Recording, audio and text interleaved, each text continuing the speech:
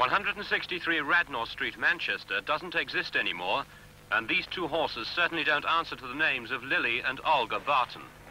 And if Harry Porter is alive and well, he's not in this Balham funeral parlor. In Cecil Street, Manchester, there's just a gap in the wall where the Angoys and Barkers should be. A couple of peculiar coincidences surround the Barkers, the Angoys, the Bartons, and Mr. Harry Porter. First, they're all registered to vote in a general election next Monday. And second, none of them seem to exist. Tonight, Weldon Action sets out on the trail of the vanishing voters.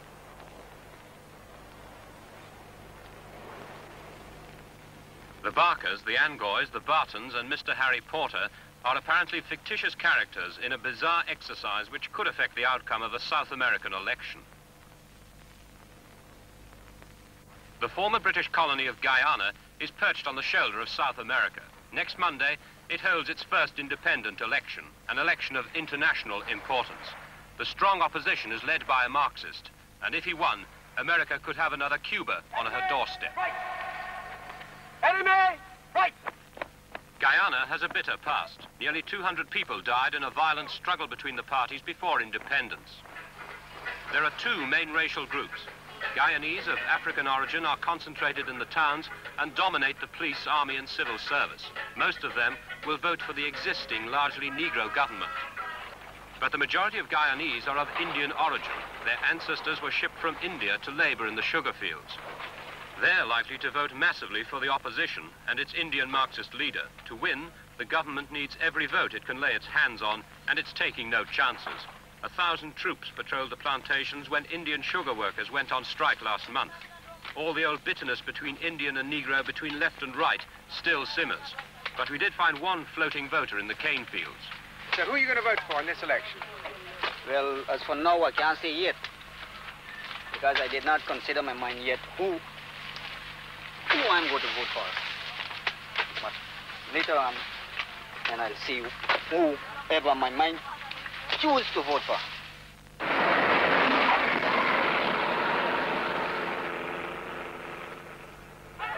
Forbes Burnham has been Prime Minister of Guyana since 1964. He leads the ruling People's National Congress Party. No, you can't vote PPP because you can't vote for terrorism that I talked about yesterday.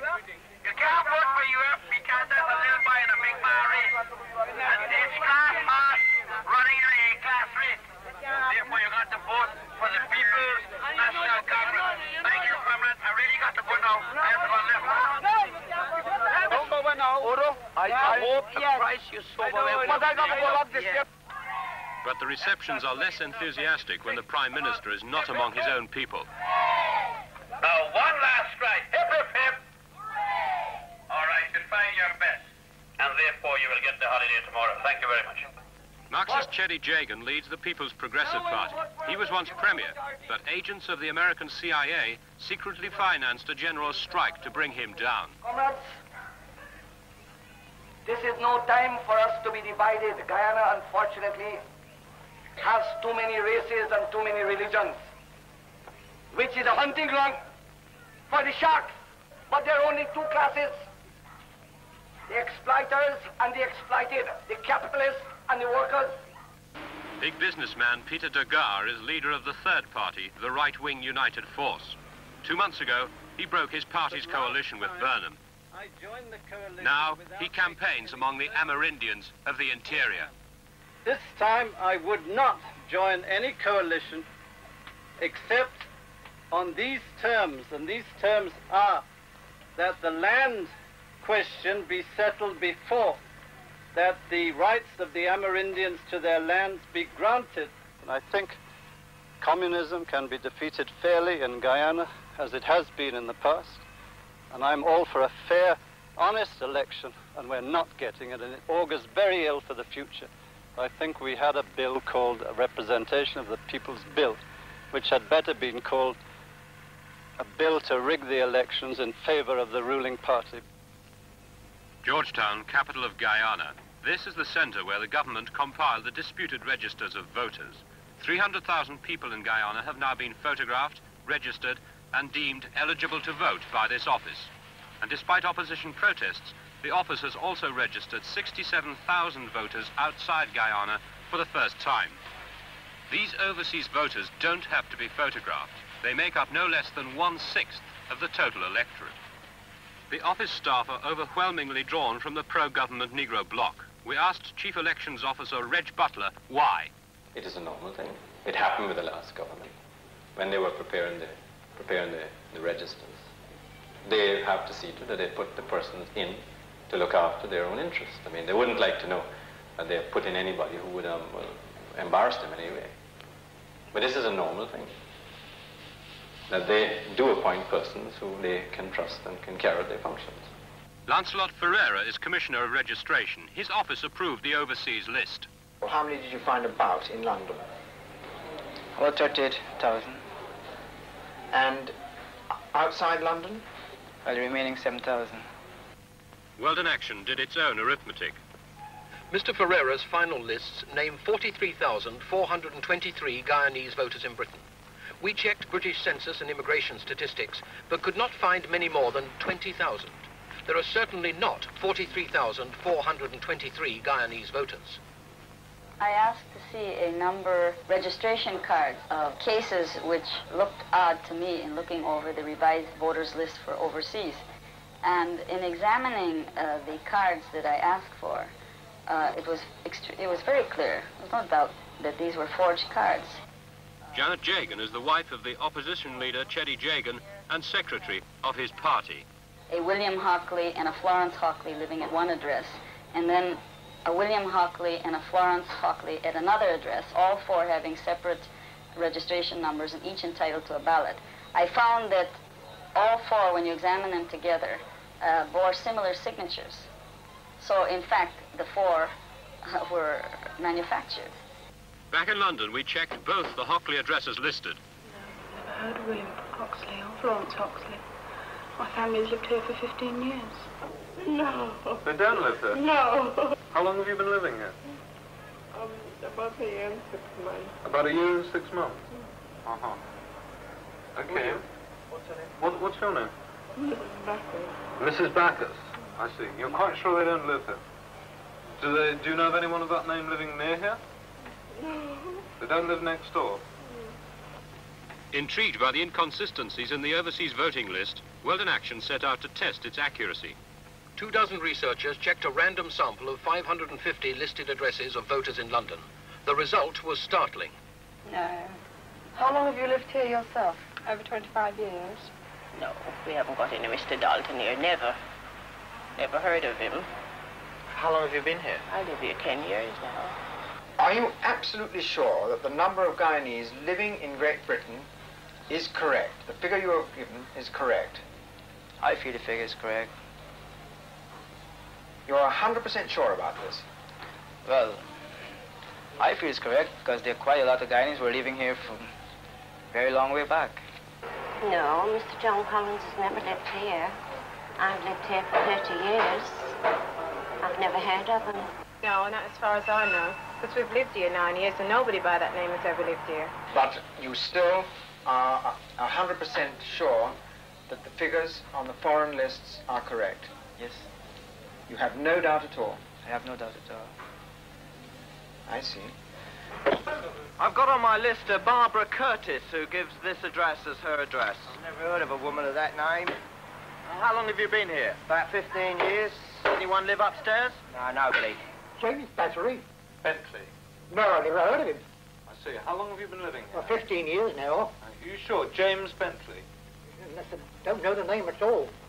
I see. I've got a fellow here from Ceylon. Do you think that any of your agents registered anyone at all without their actually producing a passport?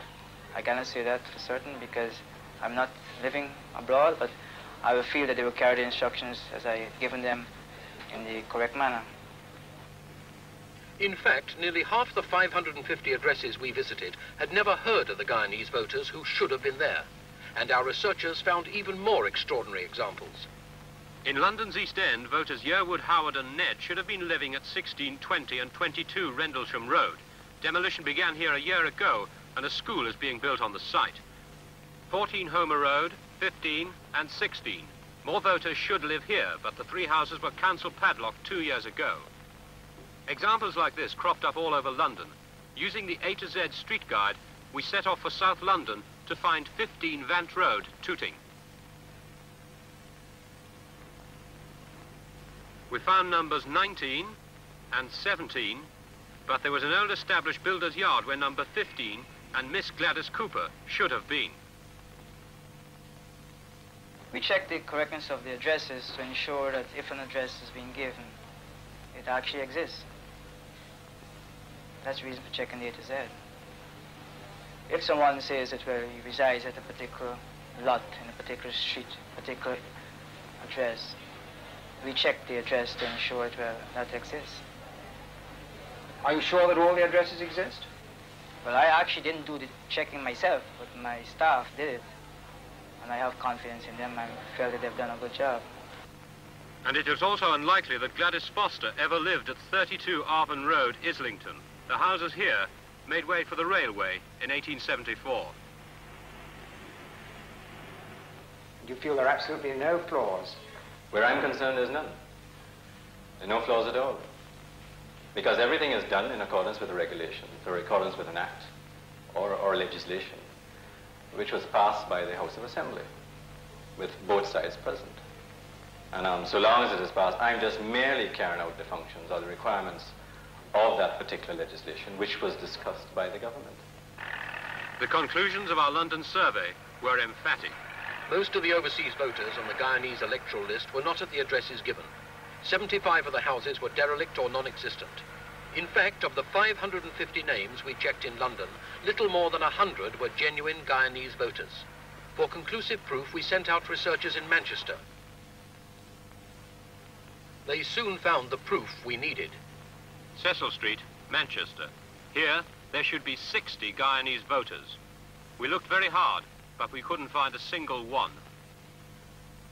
And where Radnor Street, Pindar Street, and 30 Guyanese were supposed to be, only a pub survived the bulldozers.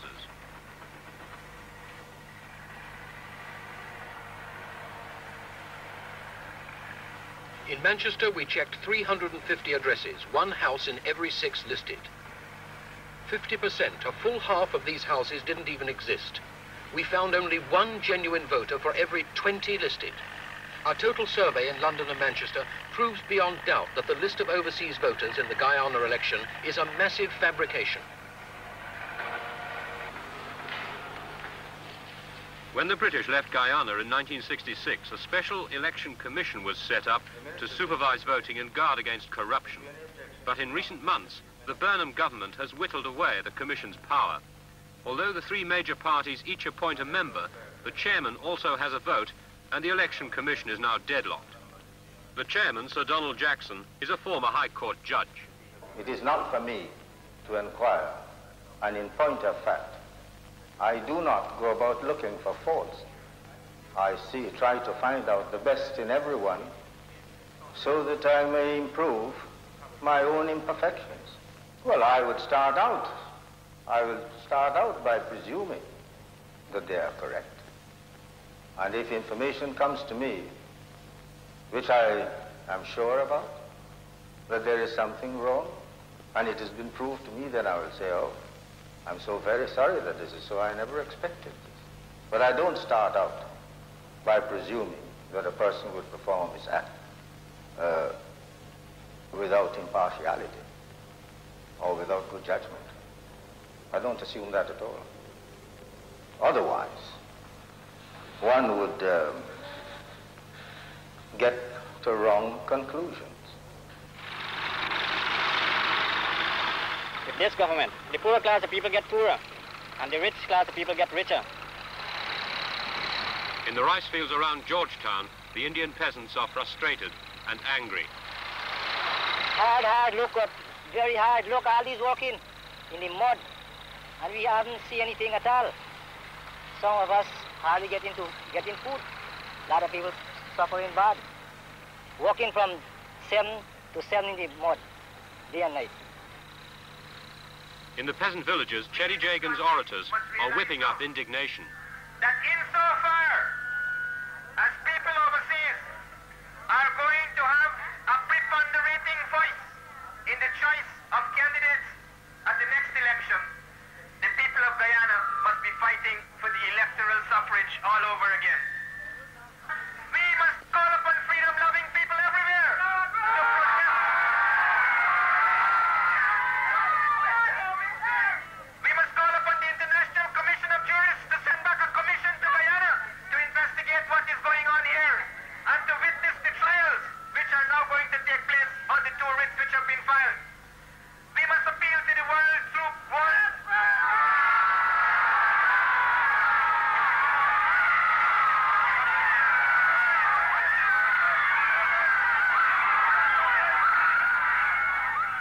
have no right to vote in this country. Well, we here in this country suffering. A day out of the way, they're making their money that side, and we in this country are punishing. So they see why they should vote from that side to this country. We don't vote for them, why they vote for we? You see? I don't see why there is such thing like that. They have no interest in this country, why they vote from there to here? We the people live here, we see what happened here.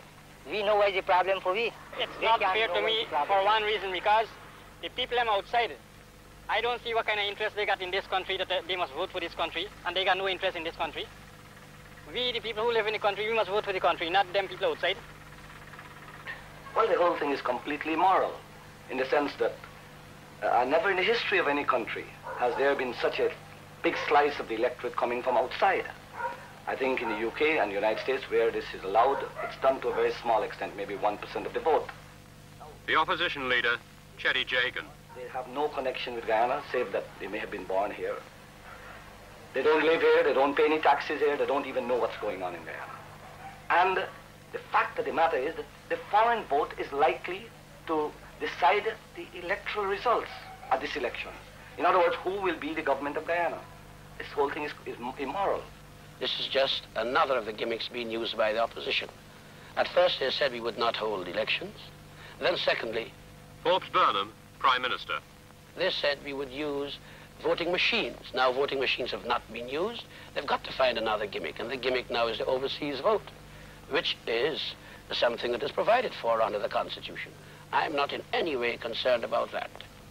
And I give politicians who are losing the right to find gimmicks. This is a pretty serious gimmick in one sense, because unless I'm wrong, there are 67,000 foreign voters. Not foreign voters. There are Guyanese resident overseas entitled to vote under the Constitution. Okay, fair enough. 67,000 people have been registered overseas. They are eligible to vote in this election. This forms 1/6 of your electorate. Now, is it fair that 1/6 of your possible total electorate should be living overseas? There's no question of fairness. In the last American elections, over 3 million people overseas voted. It's a question of your Constitution. If your Constitution permits your residents overseas to vote, they are entitled to vote. What is all this nonsense about fairness? Can the Constitution be unfair? If the government cannot win a fair election at home, has to resort to fraud, overseas voting, for instance, another turn comes around, it cannot even win by that kind of fraud, and therefore it has to impose a military dictatorship. Elections aren't elections unless they're free. As a matter of fact, perhaps it's somewhat tautologous to speak of free elections. Many people have told me that this election is completely rigged. Sure, they will say that. Did they say that we were going to use voting machines? Didn't they say that we weren't going to have elections? Oh, you must pull a rabbit out of the hat every time. Is this really just a rabbit? It is a rabbit so far as I am concerned. Burnham has the makings of another Hitler in Guyana. And under American backing, they have propped him, they have put him there, and they're going to prop him up there. And this is dangerous for Guyana. For the people of Guyana, not only the people, we see the same kind of thing, what it led to in Vietnam. What do you think of Dr. Jagan? A communist. More of a communist even than Tito, because while Tito objected to the Russian invasion of Czechoslovakia, as also did the Western communist parties, he justified it. Can you give me any idea of what you think about him personally? A very charming person, but a most incompetent administrator. Do you think he's fit to rule this country, to govern this country? The electorate didn't think so in '64, and I have good reason to believe they wouldn't think so in '68 either. British housewives were surprised by the thought of non-existent Guyanese at their address. But in Guyana, the opposition parties are afraid. They say the election is not properly safeguarded against manipulation and fear the missing voters might pop up in the ballot box next Monday.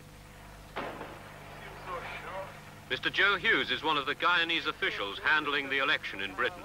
Between April and July, he says he was solely responsible for registering the names of all Guyanese living in Wolverhampton. Mr. Hughes and officials for other areas were handpicked by the Guyana High Commission in London. Their job was to find all Guyanese in their areas and get positive proof of their right to vote.